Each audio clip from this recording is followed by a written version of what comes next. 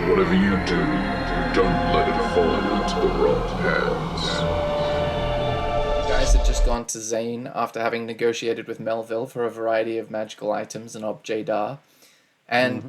Zane produced beds behind you using his mystical untold powers, and I think you guys were about to take a long rest. Does that sound accurate? I believe so, yeah. Okay, Yeah. cool. So that means you can use the long rest function on D&D Beyond. Yep. I think I might have done that preemptively last time. Okay, that's fine. Let me know if and when yours is in the same condition, Sean. Yep. Done. Done? Yeah. Cool. So you should have your spell slots back and your HP at full. Yeah. Right. You wake up, and just as you're standing up from these beds that were conjured, they disappear. And you think, oh, that was neat. And you notice very little change inside this room. Like there's no morning routine that you can discern. It's almost like untouched by the passage of time.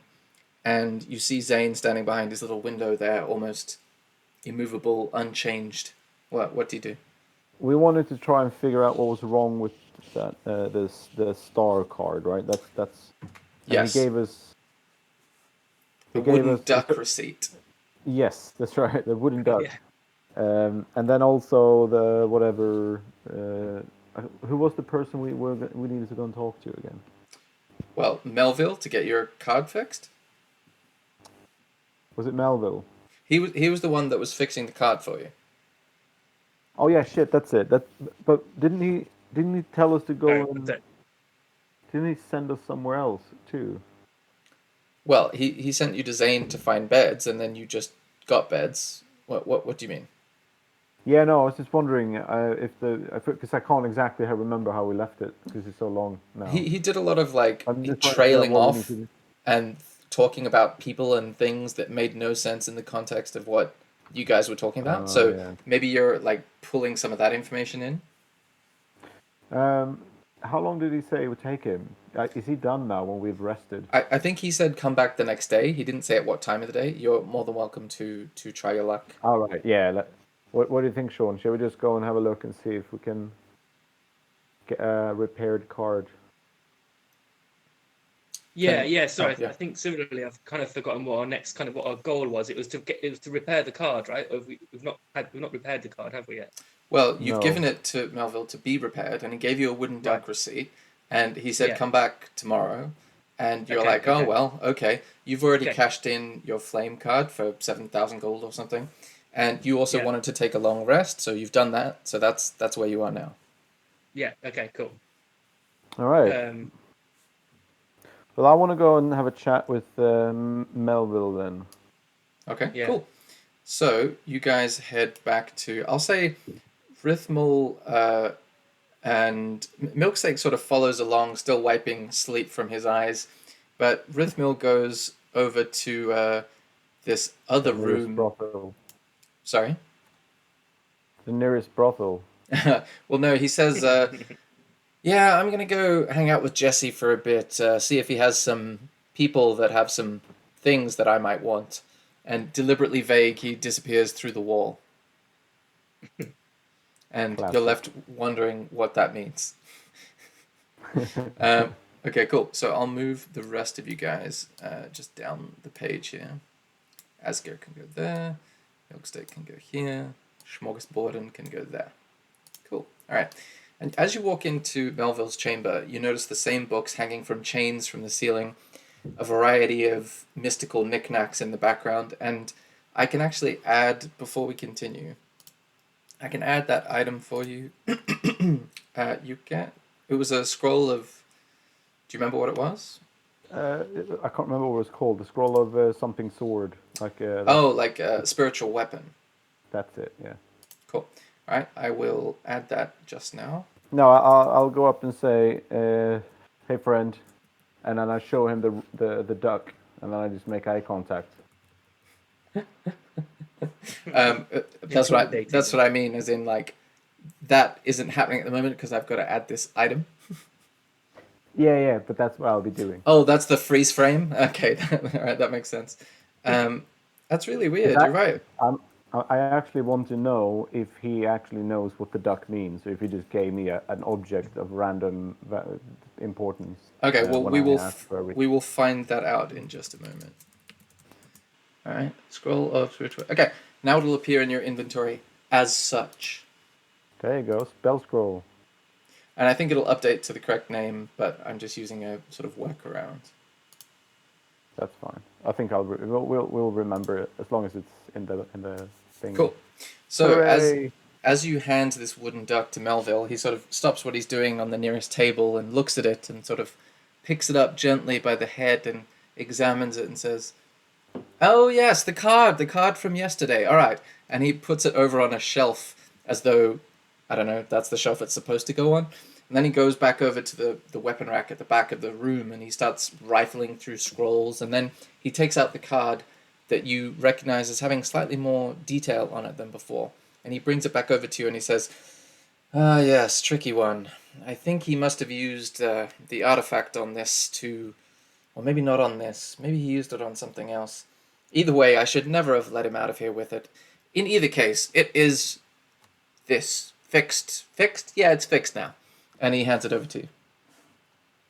All right. I'll grab it. Cool. You're confused by his ramblings, I assume? Yeah, he doesn't. So He So doesn't... are you saying I can get money for this now? Is that what you're saying? Melville says, Yeah. yes. Zane will give you small suckles of metal, I'm sure. Small And suckles is my favorite kind. small circles or small suckles? Yeah. Cool. So as you look at the card, it's got... I'm sorry, I totally forget. Oh, it's the star card, right? Yeah. Okay. It's got a more defined picture of the rock. And previously he also took the rock from you at the same time so that he could combine the two together.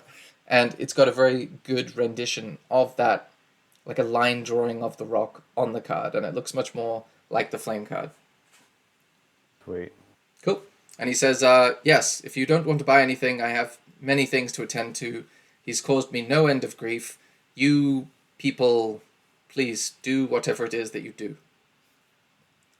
And I'll just back off and do like as I leave the room. Okay, do a performance check. Yeah. With a natural 1. Okay.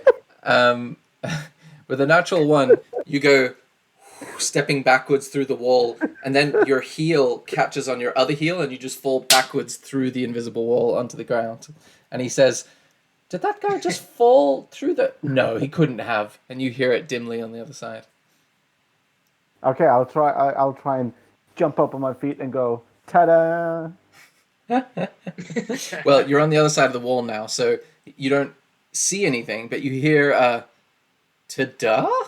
Like he's not sure what that means. Yeah. Cool.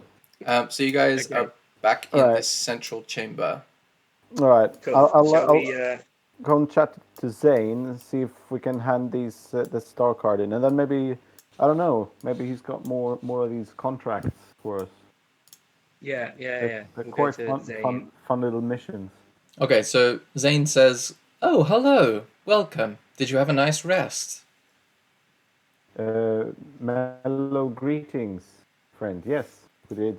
A lovely rest. Thank I you. feel very rested. I was on death's door, so it was very necessary for me. I Nice. needed a nap. I Uh, needed did that you- nap, yeah. Did you That say, restorative nap? UK, did you say mellow greetings or many greetings? Mellow. Mellow greetings. Nice. Okay, Zane says, "Oh, I am so pleased to hear that."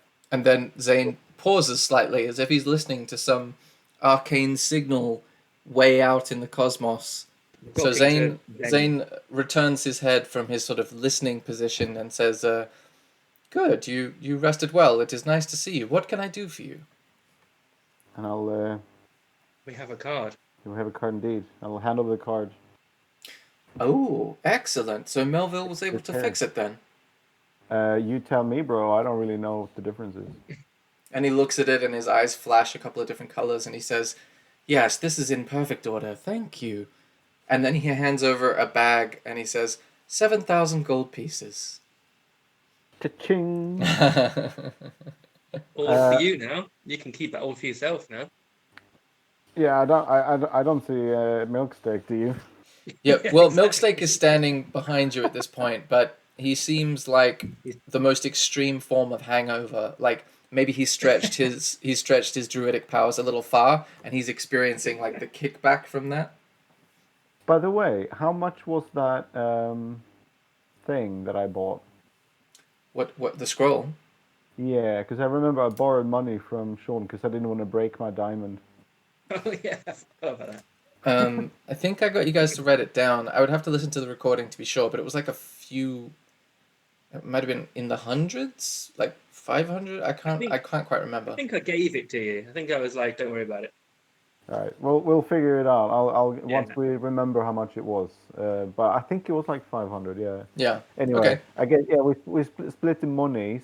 I'm just gonna add. So was that 2,500? Hang on, 3,500 gold each for me and Arunas now. Yes. Sweet. I mean, I had 30, so it's a bit of a jump in it. Boom.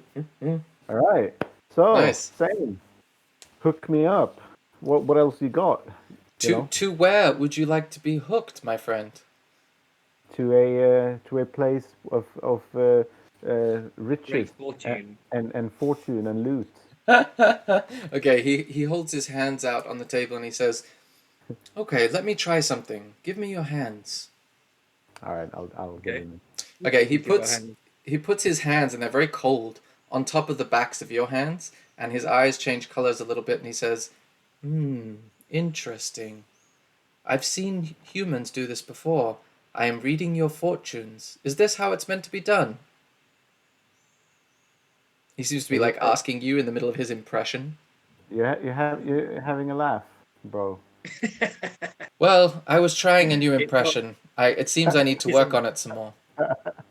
It's something that is never meant to be done by anyone ever. So stop immediately.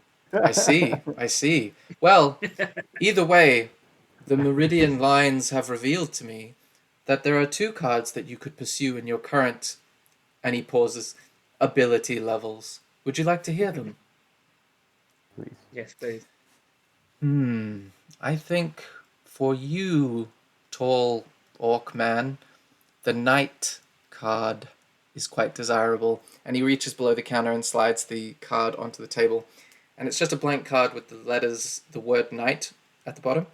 And then for Is that you... knight with an N or with a K? Oh, with a KN. KN, right. And for you, tinkerer, inventor, your fortunes have told me the key card. And he slides it forward towards you and it just says key at the end.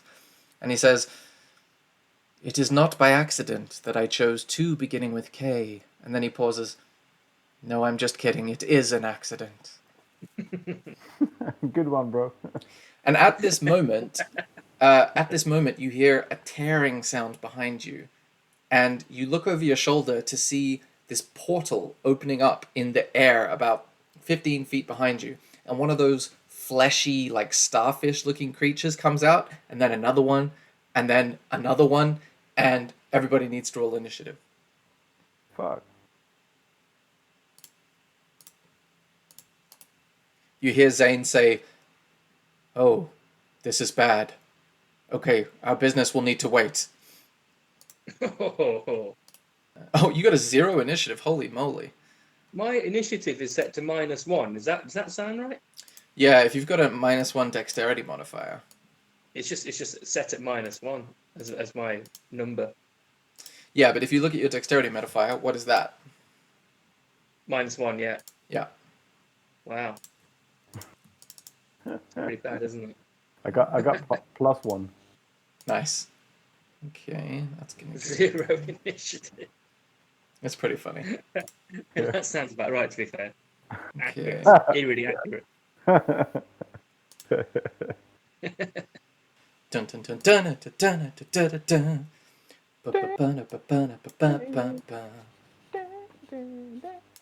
First up is Asger to respond. Through the portal, you see, just behind the pentadrone creature that seems to have come out of it, is a series of spinning like cogs made out of brass, like way bigger than any watch mechanism.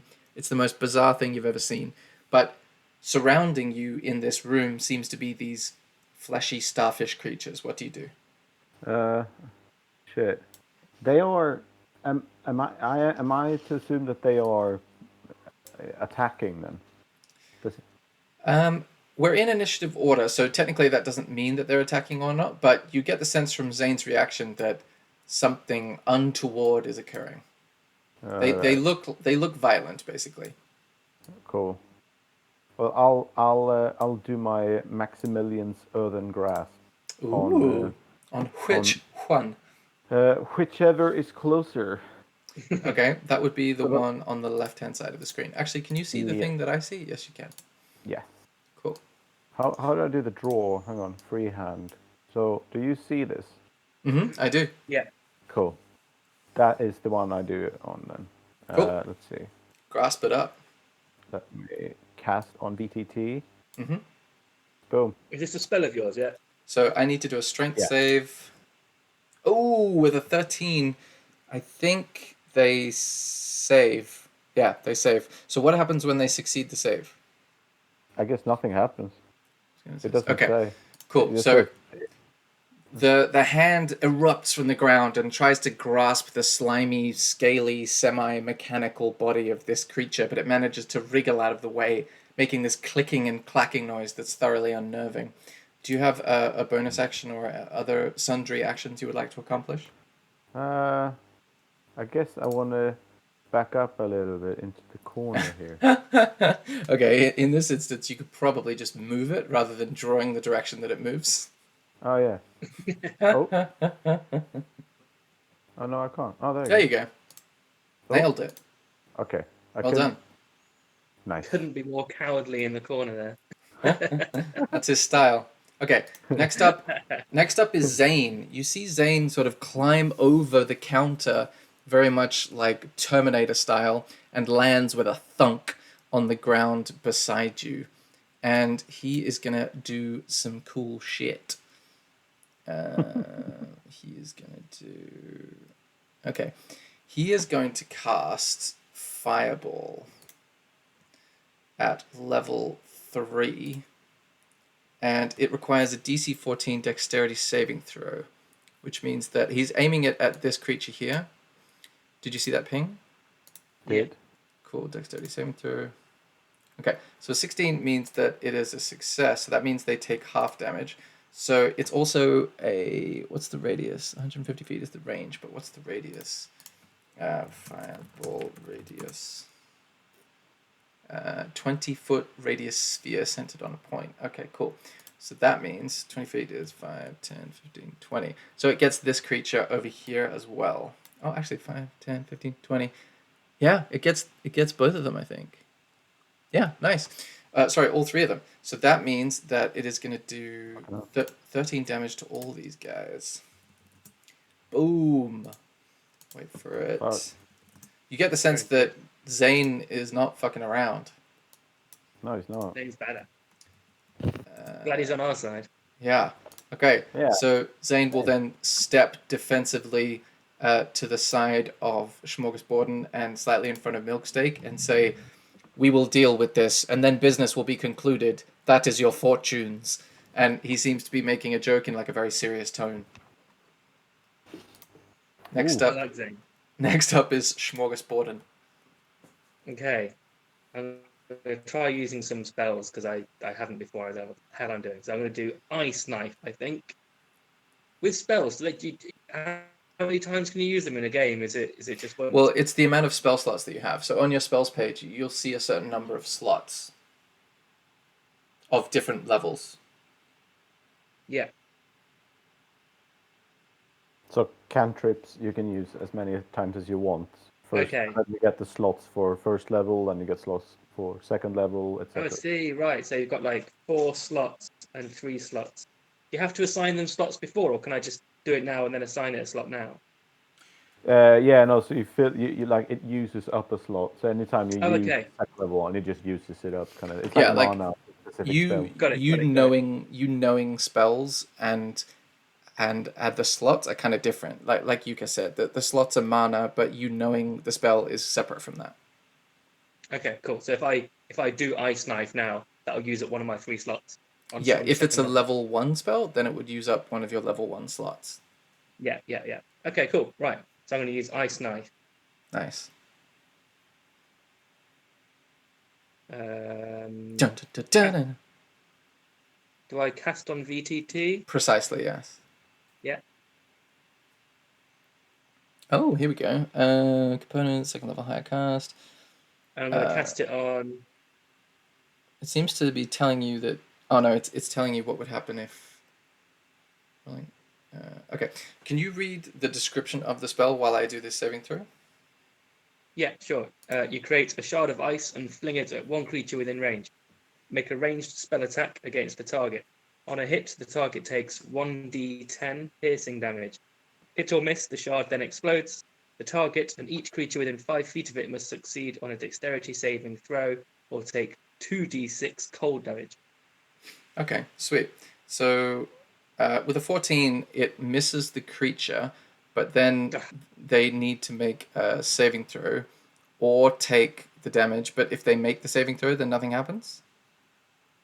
Yeah, I think so, yeah. Okay, so basically you missed twice, unfortunately. Sake. But to be fair, like So they that's me when I'm rolled, trying to use spells, hey? they rolled a very good save, and your attack roll was somewhat low. I think you only rolled a 9. So you throw this ice knife coming out of your hand, and it sails between two of this pentadrone's tentacles and explodes into the wall, showering the nearby area with a sort of sleet, which is very pretty but doesn't hurt anyone. Piss them off, that's it. Cool. How do you get rid of your free hand, sorry? I can do that. Oh, cheers. There we go. Cool. Is there anything else you want to do, like move or talk or interact with an object? Yeah, despite what I said earlier, I'm also going to... The bumblebees forever occupying the corner. Okay, cool. So now the pentadrones are going to go, and you see that they are going to do some shit. One of them is going to try to... one of them releases gas, this one here, at Zane. So Zane is going to have to make a Constitution saving throw. Not Zane, he's our guy. Constitution. Ooh, with a 2, he does not succeed. So that means he's going to take... Oh, he doesn't take damage, but he's paralyzed for 1 minute. And they can repeat their saving throw at the end of each of its turns, ending its effect on a success. So you see Zane suddenly like seize up in a very unfortunate manner. And then this creature is going to try to like unleash some whoop ass on Zane. That's an 18. That is going to hit, and that is going to do... It doesn't even say how much damage it does. That's weird.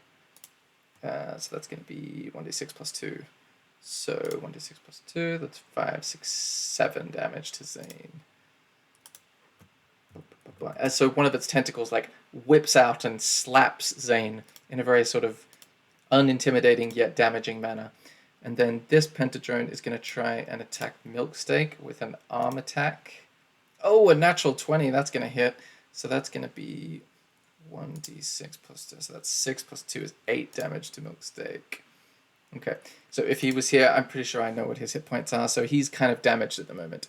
In which case, I should probably add him to the initiative order. And I will do a little roll for him here. Just to keep things flowing. There we go. Sort in descending order. Where was it? It's the drone's turn. Okay, cool. So that happened. Cool. Now it is Aska's turn. What would you like to do? Well, I want to try and cast Sleep. Mm-hmm. So Sleep. Creatures within 20 feet of a point I choose. Within range, which is like 90 feet. Mm-hmm. Are affected within ascending order of their current hit points. Mm-hmm. So, is there a point where all three of them are? Oh, within 20 feet of each other.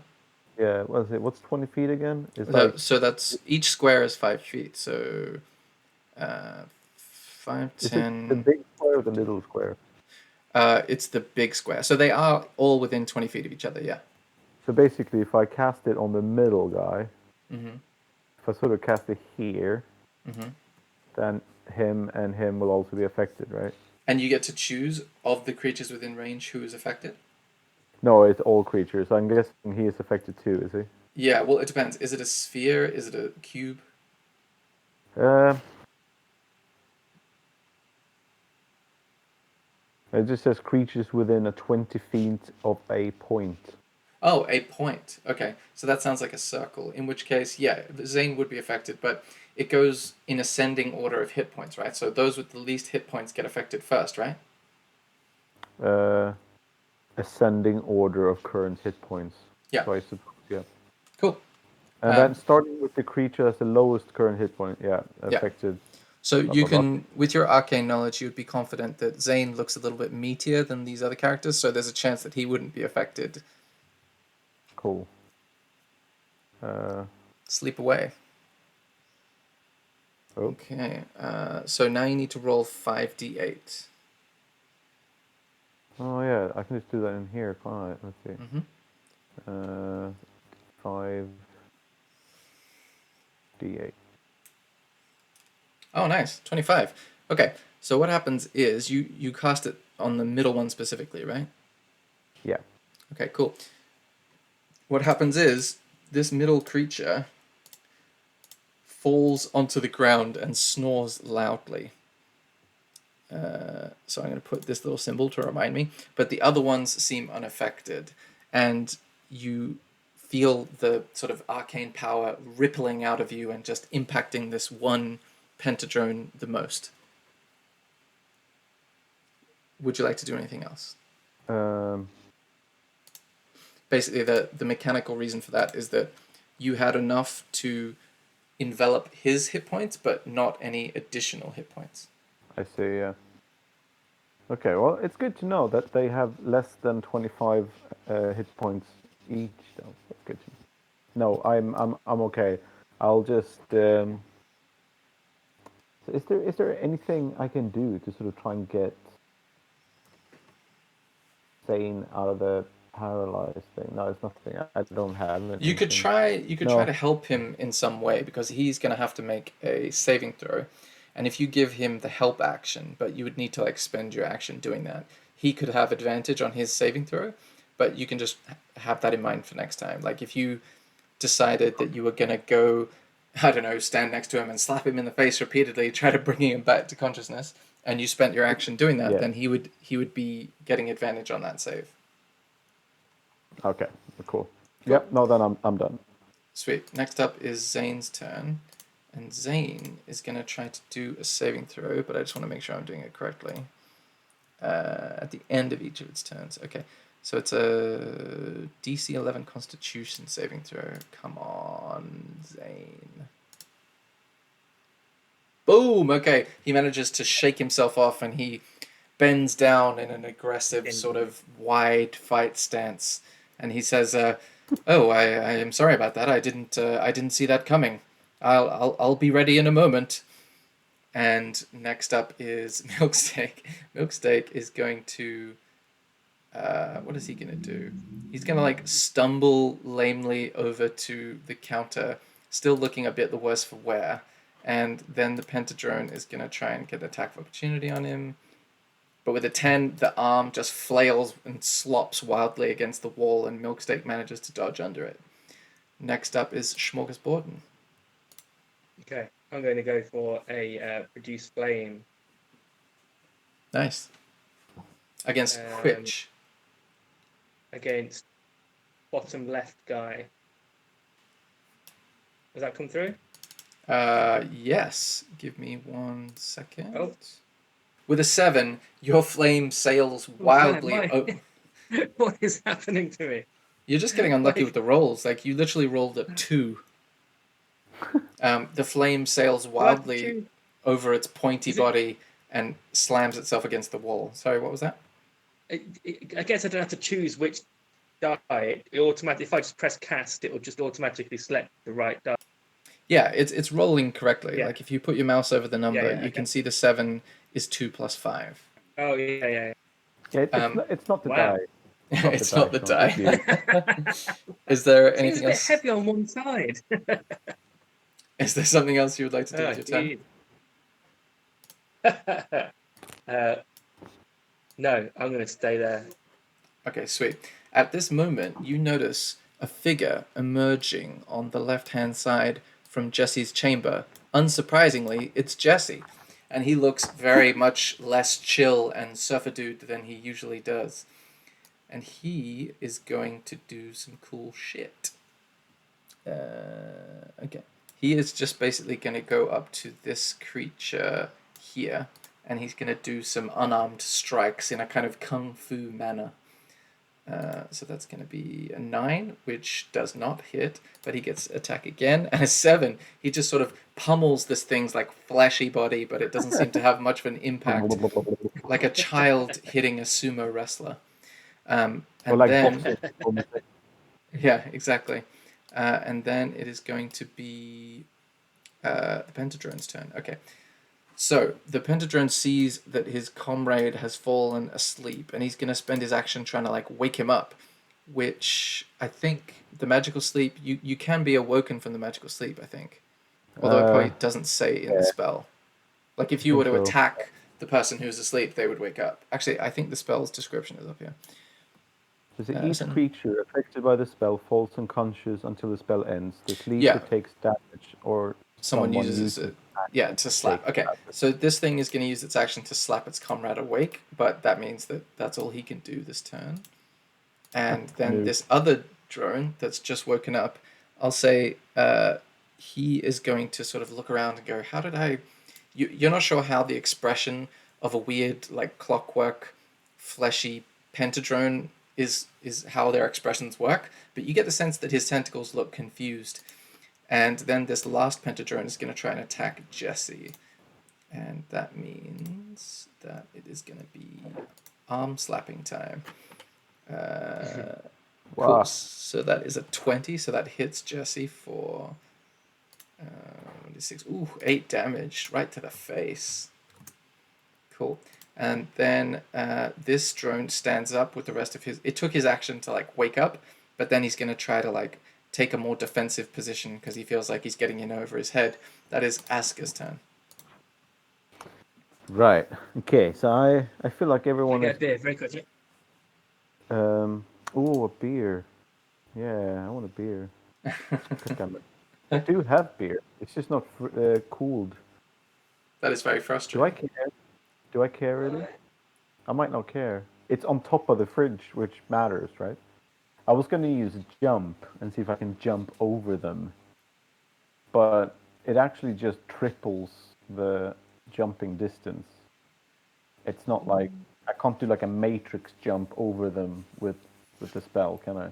I'll say they're 5 or 10 feet high. I mean, it seems conceivable that it could. I kind of also feel like I don't have much of a jumping. I can't jump well. You also like you could just run around. Like it's not like they take up the whole width of the room.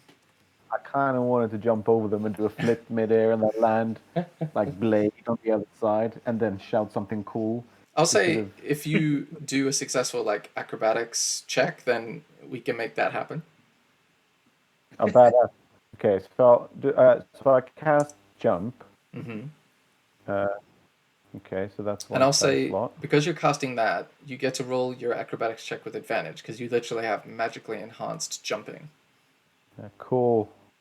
Okay, sweet. Yeah, with the 17, you take a massive running jump and leap over. Which one are you trying to leap over? Well, I was planning to jump over this guy to then land here facing that way, kind of thing. Nice. That's exactly what happens. Nice. You do a little like double corkscrew spin around on your way there.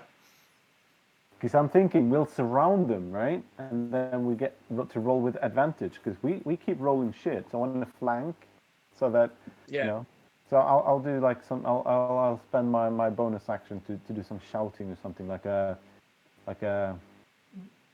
to arms men or something like, something inspiring. I'm trying to be inspiring to the rest so we roll better. Okay. If you say that, I'll say do a performance check to see if anyone is feeling inspired by this speech. Okay, with a 12, you manage to get their attention, but they haven't like sprung into action at this point. But they don't really care yet. Okay, I see. You also It's no remember William Wallace. that this is the same type of creature that you faced in Jasmine's office, just in case the comparison wasn't clear. Yeah. Cool. So are you gonna attack it in some way? Can I? Oh yeah, you're right. The jump is the action. Sorry, I got confused. Awesome. So you're about to do some cool shit, and we'll circle back to that after Zane does his cool shit. Yeah. Sorry, I was getting caught up in the performance. I was getting inspired. It worked. So is like surrounding people a good tactic? Like, does direction count for a thing? If you're on opposite sides of a creature, then you each get advantage on attacking that creature. Okay. Sweet. Now Zane isn't fucking around anymore. So Zane is going to cast Cone of Cold at level 5, which, if successful, will do 34 points of cold damage. So this creature needs to do... Sorry, what was that? It's just going to kill him. Because sub 5 damage. Yeah. Oh gosh, with a 12, and it's a 60-foot cone, holy crap. So it's going to basically frost over both of these creatures here, and you just see them like turn into icicles and shatter into 1,000 pieces. Yeah. Then Zane is going to... Sorry, what? I inspired him, man. Yeah. Yeah. You see Zane say, "Thank you, Asker, for your words of encouragement." Milksteak is going to spend his turn just sort of like slapping himself in the face, trying to get like energy and feeling back into his body. And then he's going to like run away further into the corner. Now it is Smorgasbord's turn. Okay. So I'm going to try and produce flame, Mm-hmm. which is a cantrip of mine, and I'm also going to attack the one left. Come on, let's roll some. Oh, damn, that's good. So who are you attacking? That is good. I'm attacking this creature here. Oh yeah, there's only one left. Okay, so Yeah, you see the flame explode across its clockwork carapace, dealing 7 fire damage. And it looks to be pretty roughed up at this point. Would you like to move or do anything else?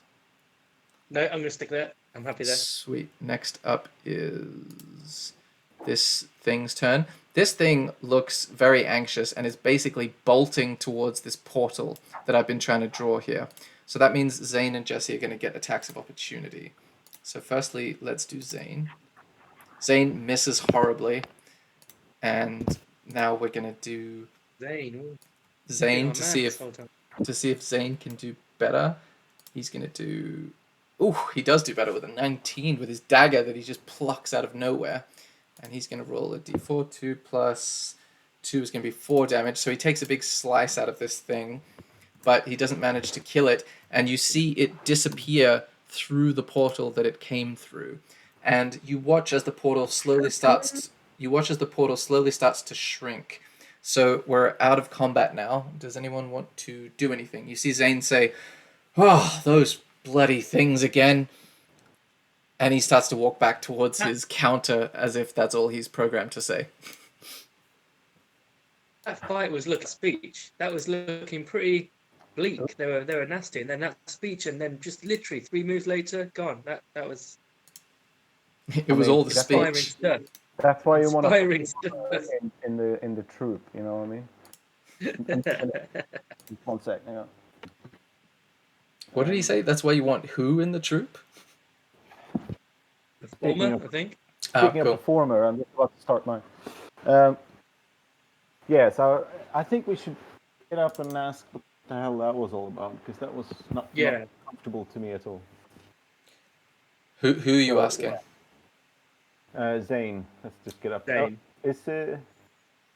Yeah, Jesse's not. Is he still standing there, or is that just He's making his way back through the wall. You can try and get his attention if you want, but he seems to be going back to whatever he was doing. Yeah, I'm just gonna thanks for the assist, Jesse. You see him like raise his hand above his shoulder with his back to you as he walks through the wall. Cool. He's dope. Okay, so you go up to Zane's window. This is true, yes. Okay, and what do you say to him? I say to him, what was all that about? Why does this happen a lot? He responds to you and he says, those are pentadrones. They are from a place in the cosmos that is at odds with our goals here. And what are your goals here? Well, we want order. The drones want chaos. They come from a mechanical dimension that is... Yes, it doesn't gel with what we're doing here at Many Things Incorporated. It is a... Sorry? No, continue. He sees the looks on your faces and he says, it is a... I do not know the human word, a rivalry, a feud, a war. It is very similar to a war. And they came here to what? Clearly they were noobs, and you guys just fucked them up. What were they hoping to achieve? They throw their brethren away with less concern than we have shown our people. They are trying to wear us down, we believe, over a period of time with random attacks because, like I said, they are all about chaos. See. We could help. Should we help? Yeah. Is there anything to do to help? And how much would we get for it? This is something that, and he holds his hands out and sort of twinkles them mystically.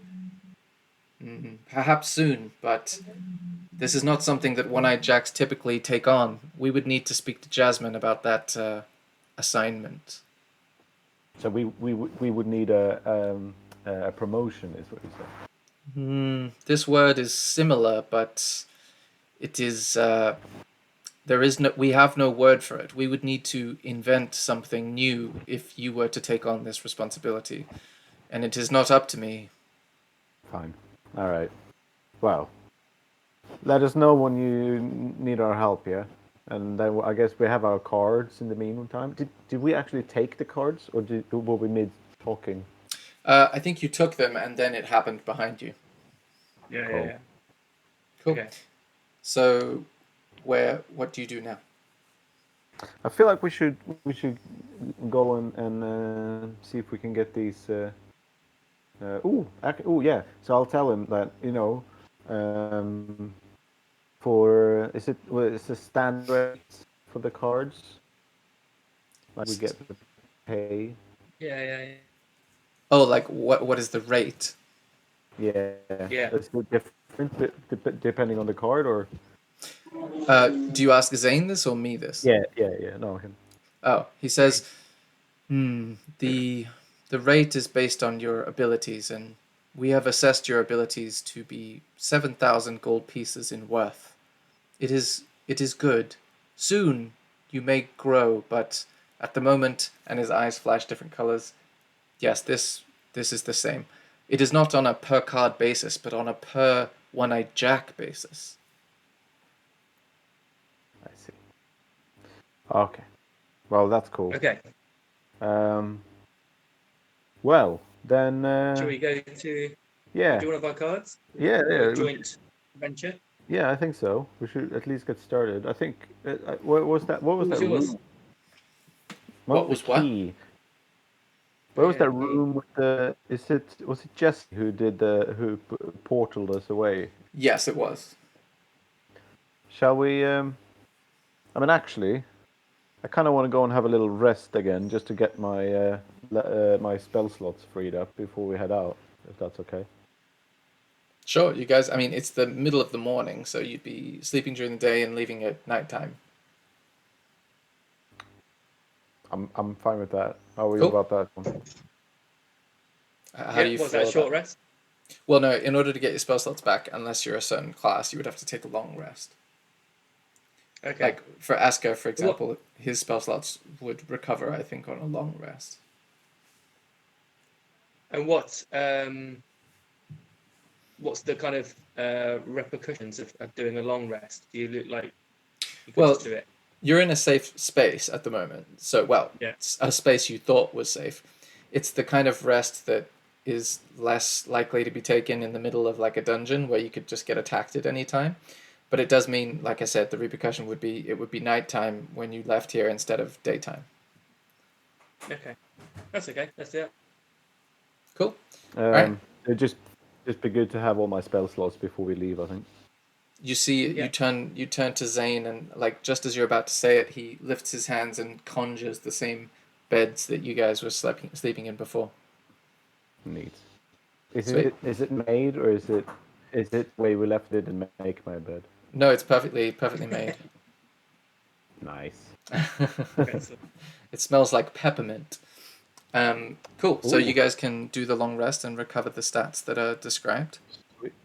And then I guess we go to Jesse and ask him if he can if he can find a one place with a knight and a key. All right. As you wake up, you look around you, and all the different pieces of clockwork shrapnel that had been chiseled off of these creatures as you were fighting them have been mysteriously cleaned away from this room. And you head into Jesse's chamber. Yeah. Cool. As you walk in, you see Rithmal napping in the corner, just with like his hood over his head, just like taking a 12-hour nap. And you get the sense that he may or may not be high. Probably. Cool. And then you see Milksteak seems a little bit more active than before, but he still seems to be saying, "All right, I think I'm ready. Yeah, let's do this." And Jesse He's says, probably high as well. Jesse says, thank you for your help back there. I'm sorry I couldn't be of greater assistance." I feel like you and Zane handled most of it anyway, but thanks for the modesty. I was distracted. There was one of those creatures in this room that I had to deal with before I came out. And as you can see, he gestures towards his crystal, and there's a little like hairline crack in the side, and there's a bunch of debris that he still hasn't cleaned up in here. We have taken some damage as a result of this raid, so I'm going to be able to still send you. I presume you got some new cards, but I'm not going to have the same ability to clarify the landing zone as I would typically. Right. So what does that mean for us then? That we might need to walk further when we're there, or what? Potentially, yeah. You might just be slightly further away. Let me see your cards. I'll hand in the key card. Okay. And And he takes the other one and he says, "Okay," and he goes up to the crystal ball and he starts like spinning it around, and it's very cloudy, and there's little like flecks of multicolored like distortion that seem to be clouding the surface. But just like a crystal ball in a soothsayer's caravan, he seems to be able to see something inside of it, and he says, "Okay, these aren't terribly close, but they're in the same region in this dimension. Yes, that seems probably as close as we're going to get, but I'm not sure what the terrain is going to be like. You're just going to have to look around, but this is going to be as close as I can get you, okay?" Cool. Cool. So he gets you all over to touch the crystal ball, and he says, "Now." And you feel yourself being pulled by like the navel backwards through space and time, and we will see in a moment where you land. You land in the middle of a snowy forest valley. It is incredibly cold, and you feel the frost start to like bite into your bones and your skin. And you immediately need to make a Constitution saving throw, both of you guys. Nice. Okay, so you both resist the effects for the moment. Your body sort of like still has some residual warmth inside of it, but you get the sense the longer that you're here without adequate warmth, it will become increasingly difficult to sort of stay here. And yeah, you're in this place that seems to have this dark sheets of snow falling from the sky that's obscuring your vision out to a distance of about 15, 20 feet. Like this.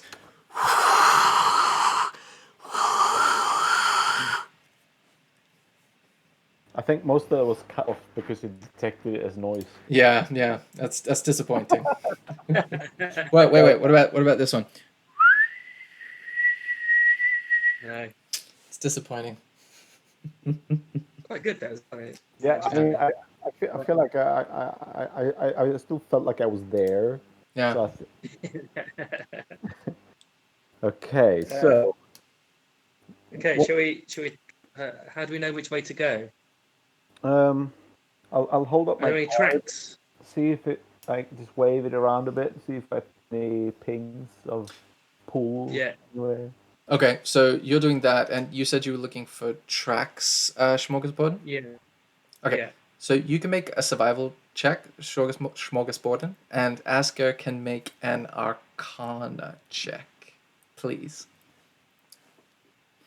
Oh, wow. Okay, you both rolled exceptionally well. So what you discover is, with your survival check first, you see a series of prints that look very big and probably bear-shaped, but you're not sure because of the snow falling, and they seem to be heading southwest. And there's no other tracks visible. Asker, with a natural 20, your card starts beeping a little more towards directly east of you. Hmm. Right. Okay. Well, that's. I guess that's kind of good. If we head west, we're heading away from bears, right? This is true. Yeah, if we want to avoid, what we I mean was east. east. Sorry, I meant east. Yeah, if we head east towards your card. So am I correct? Uh, Correct with I can sense it somewhere around there, and the tracks led somewhere like that. Yeah, that's correct. Yeah. Okay. So yeah, should we? Okay. Let's go away from the bears. Yeah, let's walk away from the bears. See if we can find some type of shelter, perhaps, if we need it, and then see what's over on that side. Cool. All right, so Yeah. you move over to this section, and you see a small wooden sign about 3 or 4 feet across and about 2 or 3 feet high, and it looks to have been less affected by the frost than the rest of the surroundings. You can continue past it on your journey, but you encounter this pretty much straight away. I guess I'll see if I can see if I can like detect anything magical about it. Like, why wouldn't it be frost on it? Okay, in that case, you'll need to make a religion check. Okay, with a 14, you what languages do you guys speak, by the way?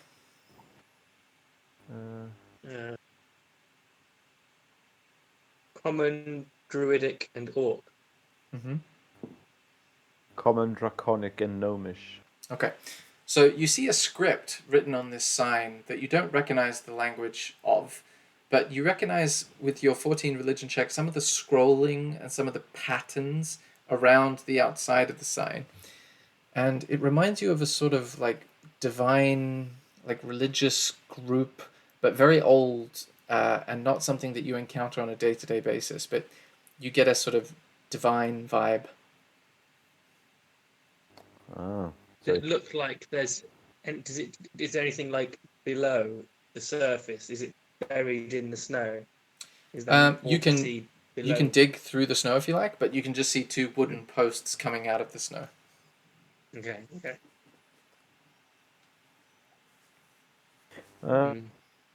Okay. Any way to work out what it says? I guess you don't speak the language, do you? No. I don't know if some. there's much. Is it? How big is it? It's about 3 or 4 feet wide and about 2 or 3 feet high. Okay, so it's too heavy to carry them. I think it Maybe would not take heavy, away just Imagine, awkward and large. and unnecessary. Maybe. I guess Should we maybe instead of magical, maybe it's just hot. Maybe the snow's just melting as soon as it touches it. Yeah, but why would it be hot unless it's magical? Oh yeah, yeah, that's true. It's just heat. It's just like the sun and stuff. What is it? It could be alive. It could be alive and generating body heat, but no, I don't think it's very No, silly. it's just hot. Relax about it.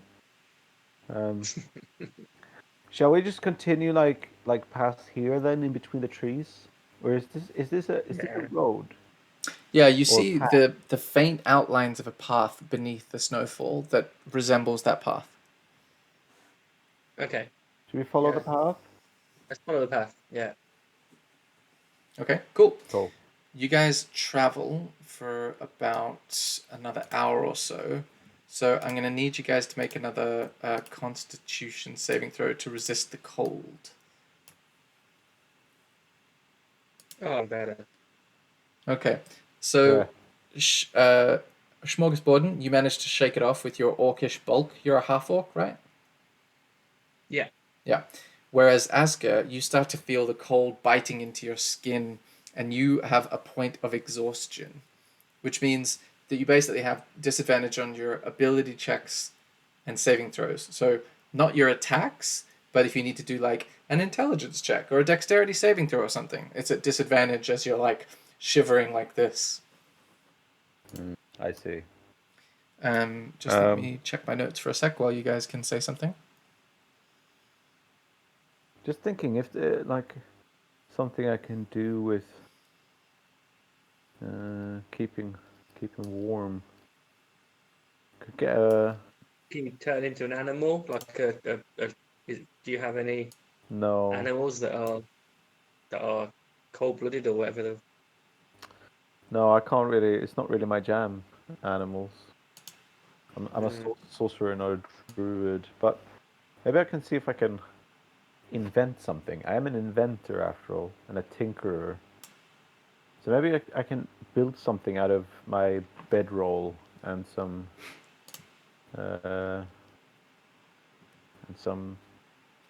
rope. So as you're trudging I'll through the snow, you do like a little stop off to the side to invent something.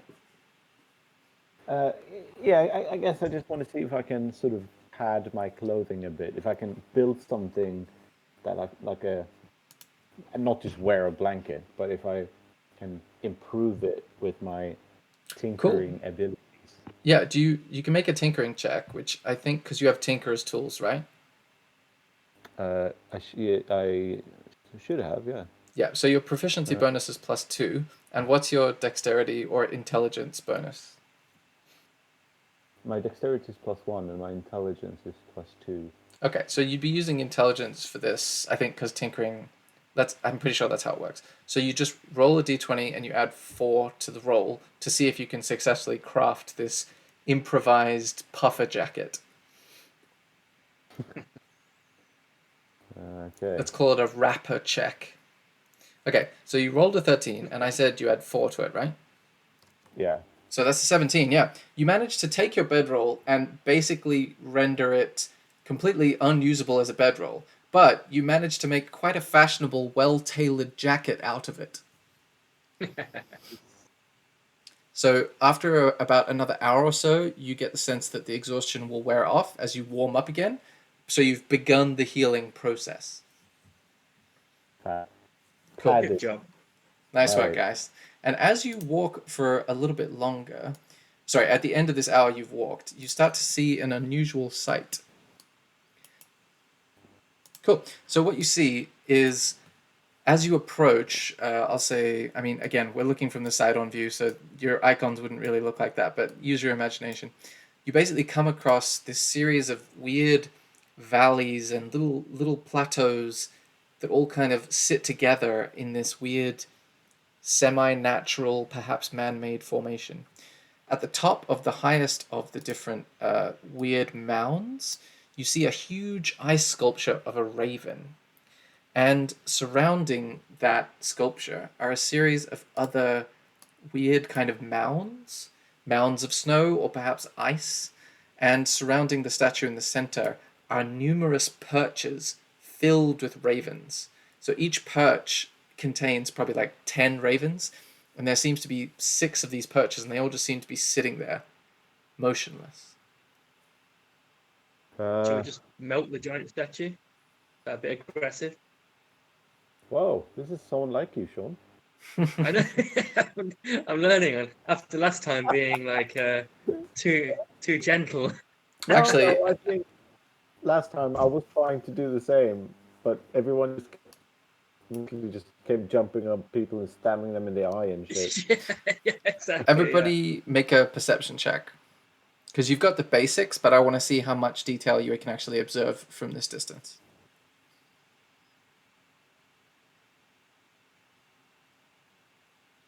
Oh, wow, natural 20. Okay, so Sean, you notice quite convincingly that there seems to be, like, closest to you, just before the Raven area, is a lower area with a depression in the middle of it, and what appears to be like a stone slab sitting in the middle of these different, like, obelisk-looking things, and it looks very deliberately placed rather than a natural formation.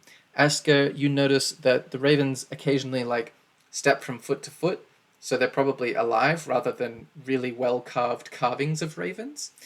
And you, yeah, sort of get that description potentially from Smorgasborden if he shares that information. I do. Okay. Shall we walk onto the slab? I think we should, yeah. Let's walk out and let's see if we can make some friends. Yeah. You currently don't see any humanoids, but we'll see what happens as you get closer to the slab. So, as you get closer to the slab, we're going to change views a little bit here. Okay. What you see appears to be the outline. The depression seems to form an outline, but you're not sure what it's an outline of. And from this vantage point, you can also see on either side of you is a series of those snowy mounds that just seem to be like little domes, and you're not sure why they've been placed there. And as you get closer to this central slab of stone, you notice that there are some carvings along the outside of it that seem to be feathers on all sides, but there are no carvings on the top surface of this stone slab. You also notice that the obelisks surrounding this stone slab have like a very neutral face carved on them, and it's got a beard, and it's just like a complete neutral expression on each of them. And there's no one else around. We can't see or hear anything else. No people. You do notice like the ravens, but no humanoids. Like you can see like a little bit of the ravens here, but it's like 10 or 15 feet up, so you can't really see much on the top section. And this is the slab. Yes, exactly. Can we check for like magic again on the slab?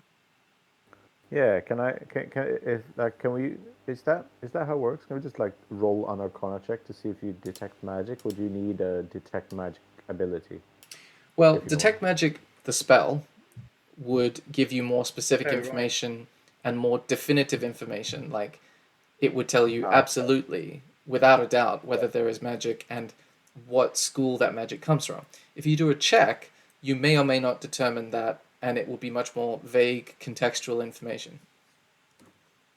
All right. Well, shall we do that then? I'll see if I can figure out if it's anything magical about that slab of stone. Yeah. Yeah. Okay, make an Arcana check. Actually,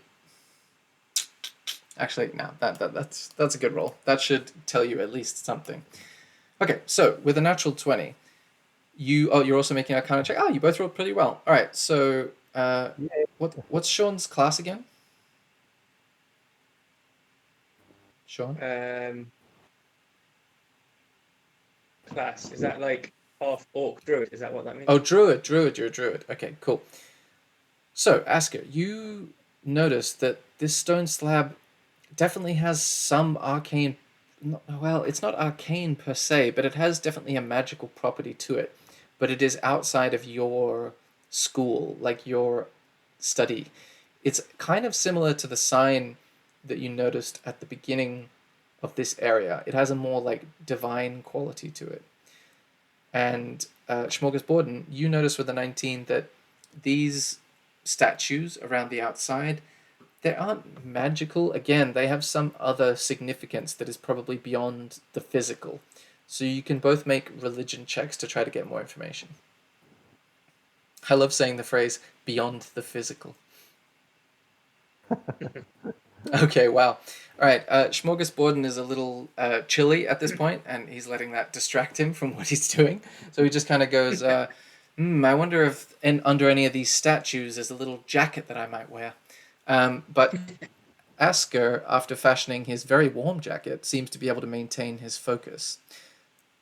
And Was that at this point, 30 seconds Smorgasborden takes an even further step towards distraction by like digging around in the snow looking for a jacket. He's that cold. Okay, so Asker, you examined the slab of stone more closely, and the feathers carved into the outside definitely have the quality of raven's wings. And this reminds you strongly of the Raven Queen, who is a god who presides over the veil between life and death.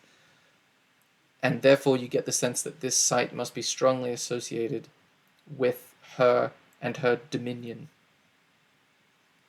I'll see. I'll hold up my card to see if I can. Does it feel like I'm closer than I was to the key?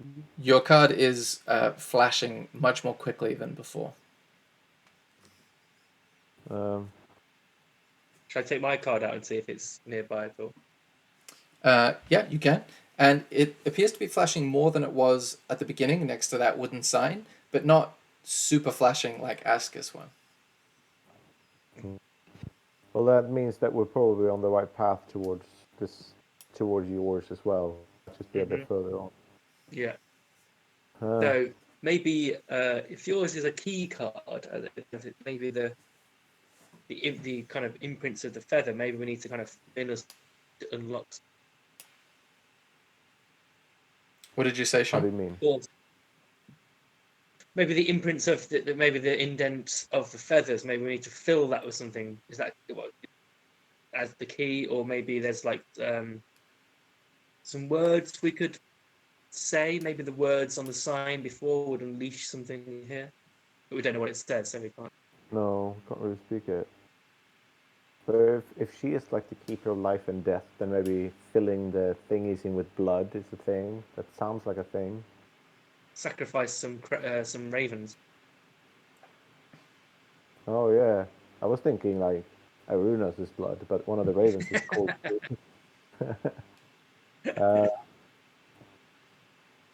Shall we just walk around a bit and see what else is here? Yeah.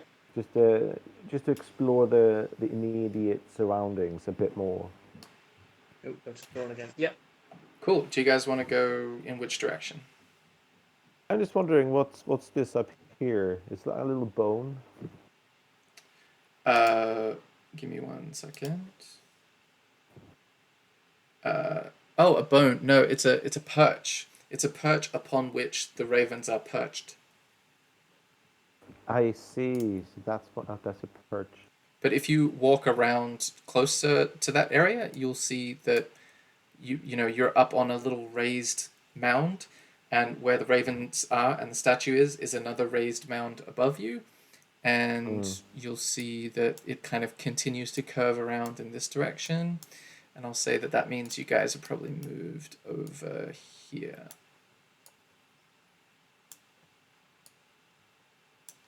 Cool.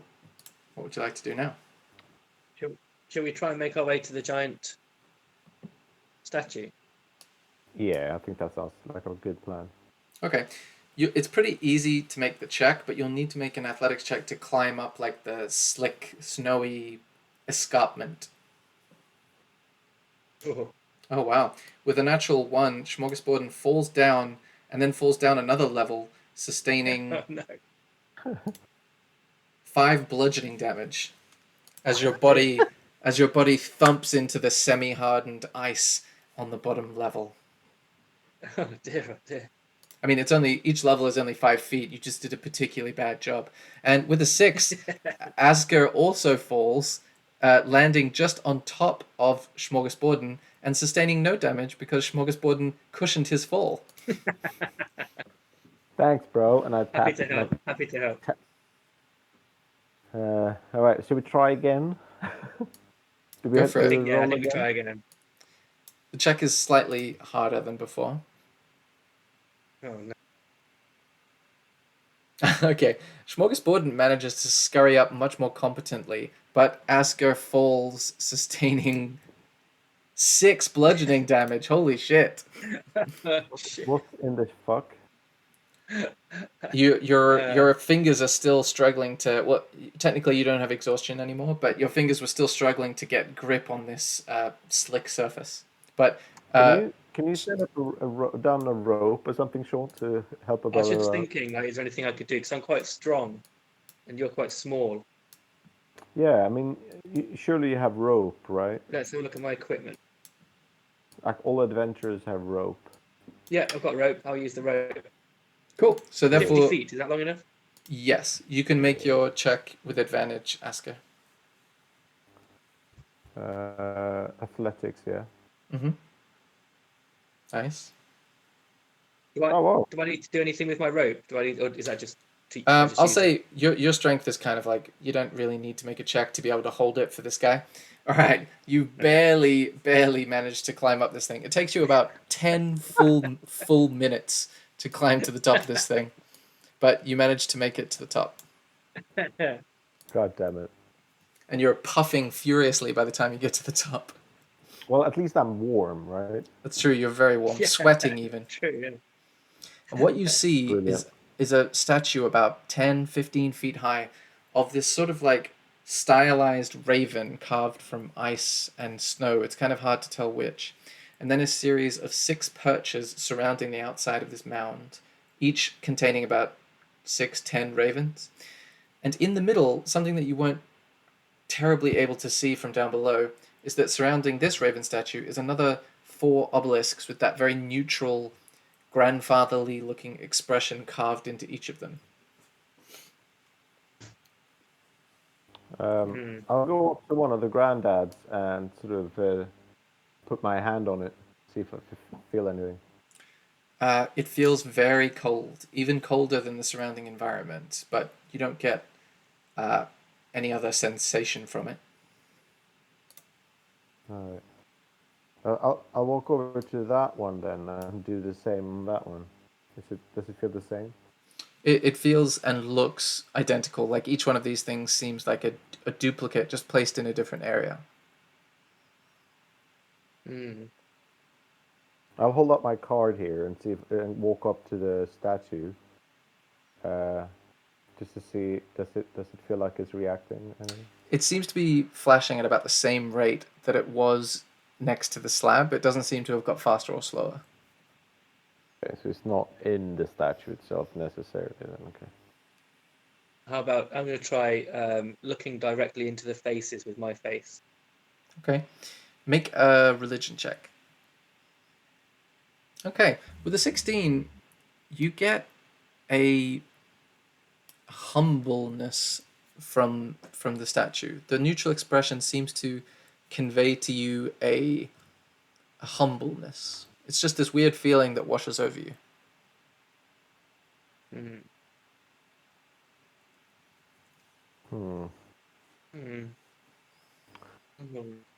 That's tempting, but now I feel quite humbled.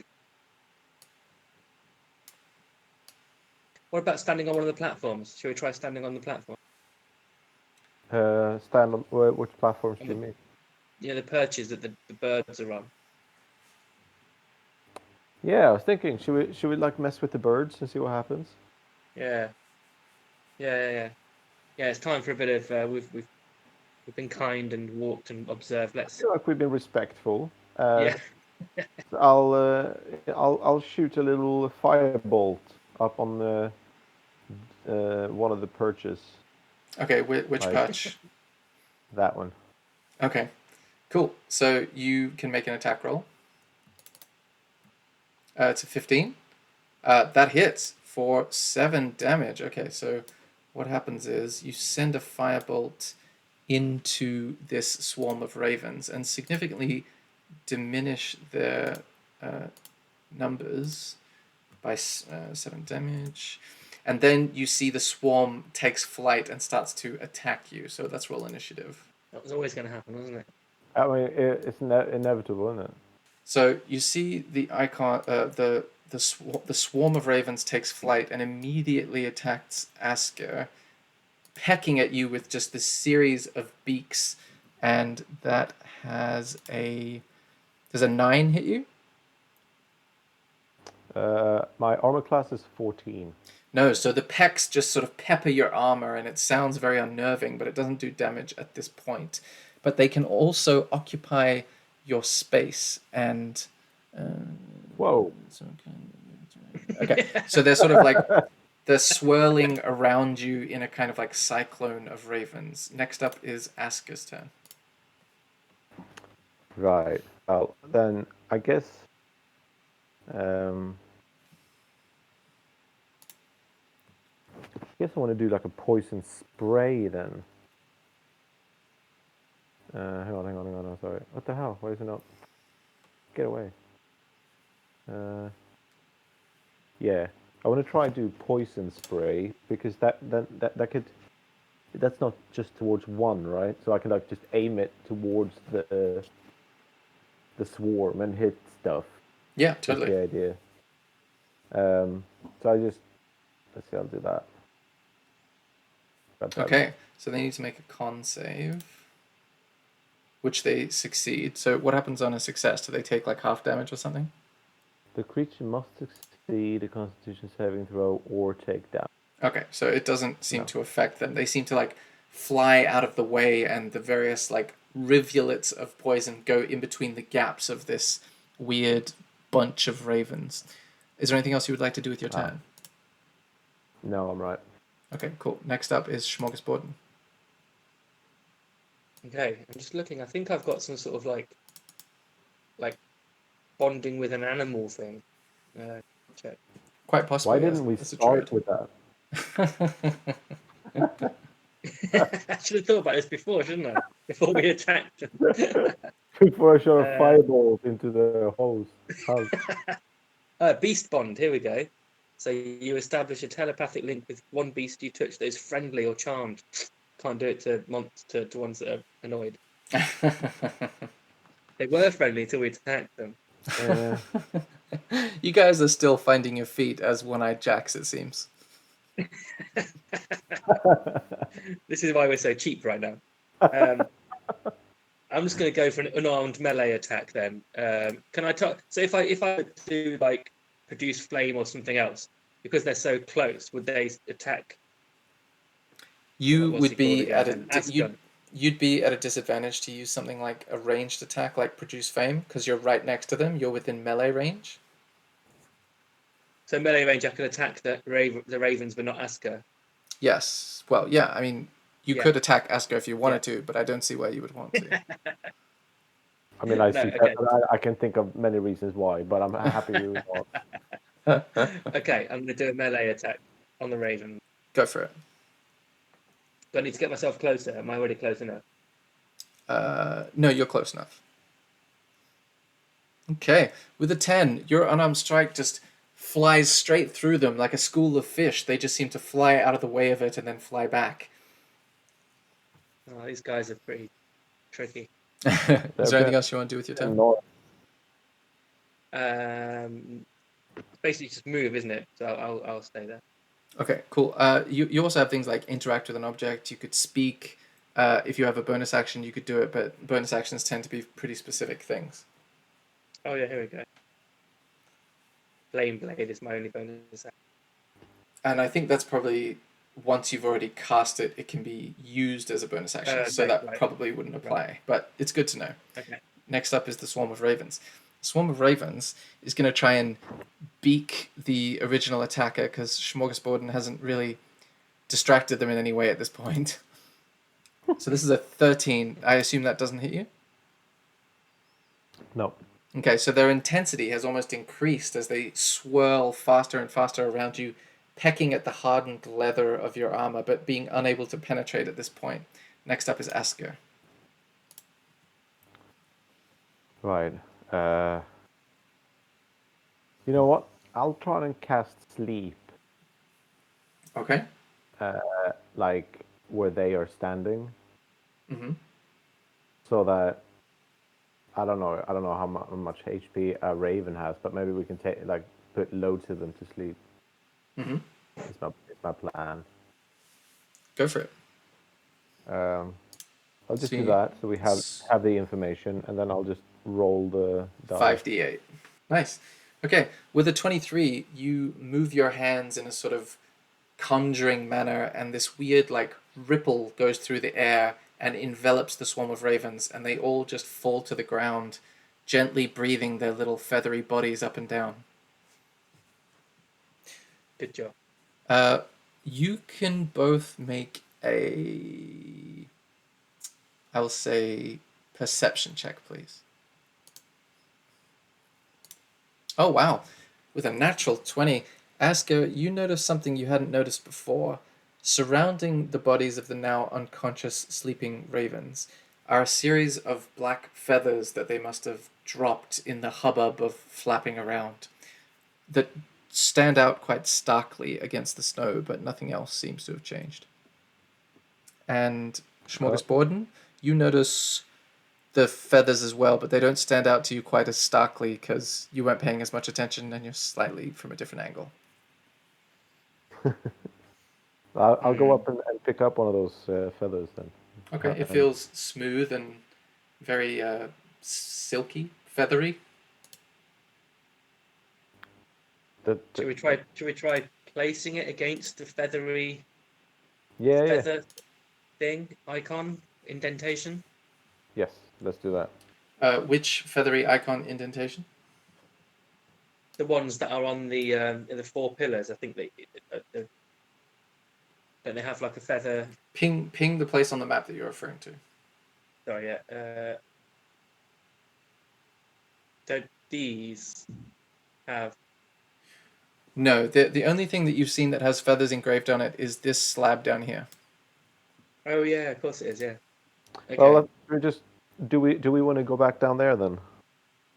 Maybe not just yet, just in case, because it was a pain in the ass getting here. Because I'm thinking we could potentially just go up here so that we can just go down. Sorry, what was that? I didn't hear what you said before go down. Can we tie a rope around here so that we can just easier get up and down?